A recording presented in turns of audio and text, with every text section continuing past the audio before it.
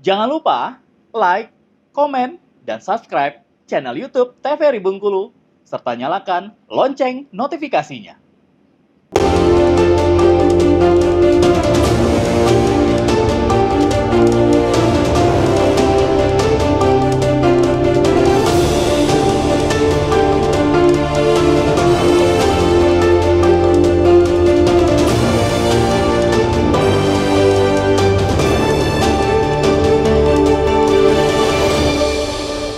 Ya pemirsa TVRI Bengkulu, terima kasih Anda masih menjumpai kami di program Berendo. Kita masih membahas ini seputar dengan bagaimana media sosial memberikan banyak sekali dampak bagi para anak.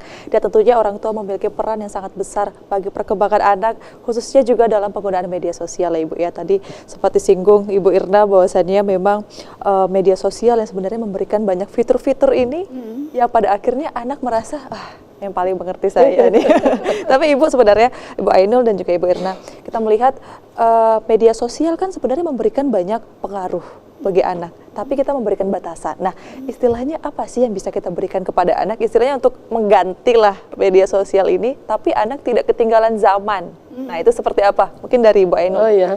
Jadi yang harus kita lakukan, kita bersama dengan dia ya. Bersama. Jadi waktu pada saat dia kecanduan media sosial, kita jangan serta-merta melarang dulu. Kita dengarkan dulu alasannya kenapa dia seperti itu. Setelah itu kita cari strategi agar kita bersama-sama. Sudah itu kita evaluasi kembali apakah yang dia lakukan itu benar atau tidak. Kita kasih masukan. Sehingga kita bisa ngobrol dengan anak kita dan dia tidak merasa didikte. Betul. Kamu tidak boleh begini, kamu tidak boleh begini. Enggak. Jadi lakukan apa yang dia inginkan, tapi ada konsekuensi yang harus dia taati dalam aturan bermain media sosial. Nah, kita sebutkan itu kesepakatan bersama. Kalau saya cenderung kita punya kesepakatan. Tapi kesepakatan ini harus ada alasan. Sehingga dia tidak merasa kayak didikte. Oh, ada kesepakatan ya, Bu ya. Itu karena anak sudah dewasa ya. Kalau sudah dewasa. Kesepakatan itu yang tidak merasa didikte. Jadi, Dek, kalau saatnya main game, itu kamu sampai jam sekian. Alasannya kenapa? Saya posting kesehatan begini, ini begini. Sudah itu sholat isya, itu saya sampai sekarang pun masalah sholat tetap saya ingatkan. Betul. Sudah sholat belum? Baru bisa main game. Saya ngomong kayak gitu. Udah mah, kayak itu. Kadang-kadang dia udah lelah kan karena ngikut kegiatan saya kan udah lelah dia kan. Tidur jam berapa tadi? Jam 10, jam 11 sudah tidur mah. Oh ya syukurlah, dalam hati saya kan. Nah nggak bisa kita langsung cut kayak gitu, nggak bisa. Pelan-pelan nanti sampai dia memahami dan mengurangi itu. Jadi kita punya strategi juga sebagai orang tua. Karakter anak kita tahu, cara anak kita tahu. Kalau kita larang yang kata Mbak Ira, jangan begitu, trouble sama kita nanti ribut. Iya betul. Jadi anak nggak percaya lagi pada akhirnya. Kayak teman-temannya akhirnya dia main game tempat orang lain. Oh iya betul. Ya, bikin grup baru nanti Bu. Dia ke sana, nggak di rumah lagi. Kita sulit kan. Akhirnya kita tidak ketemu lagi. Bisa kontrol ya. Saya pengen memang ya, pengen setiap hari itu bersama dengan keluarga. Saya takut kehilangan masa-masa tadi itu. Nanti walaupun gimana juga tetap berkomunikasi. Jadi dengan anak alhamdulillah setiap kegiatan saya dia menjadi pendamping saya. Kadang ke Curup, kadang ke mana saya narasumber dia ikut. Jadi ngikut terus ya Bu ya? Melihat terus dong ya, dia tahu, dia juga harus bercerita nanti pada saat dia tua. Bahwa dia punya mama yang luar biasa sibuk, kadang membantu orang lain. Kadang-kadang dia ngomong, sibuk aja membantu orang lain, katanya kayak gitu. Kadang-kadang kayak gitu. Untuk diri sendiri? Iya, kadang-kadang begitu kan. Jadi dia sudah tahu nih, saya bekerjanya seperti apa.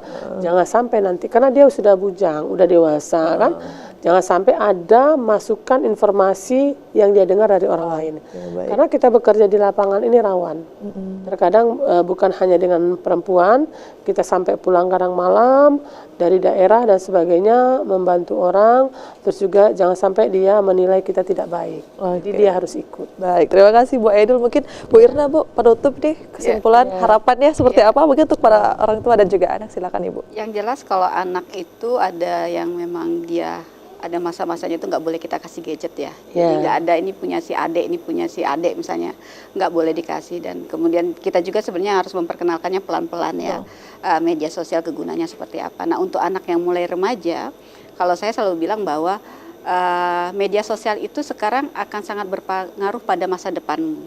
Karena sekarang orang akan melihat rekam jejak kita. Betul. Itu dari media sosial. Ketika kamu akan melamar pekerjaan nanti, pasti akan dicantumkan adalah tuliskan media sosial yang Anda punya. Dan itulah rekam jejak kamu. Jadi berhati-hatilah menggunakan media sosial, karena itu juga yang akan menentukan masa depan kamu. Betul, Gitu. Nah, itu yang saya selalu sampaikan dengan anak-anak. Jadi memang itu bukan hal yang tabu, yang dilarang, karena itu tadi perkembangan teknologi, media sosial itu memberikan dampak positif banyak sekali.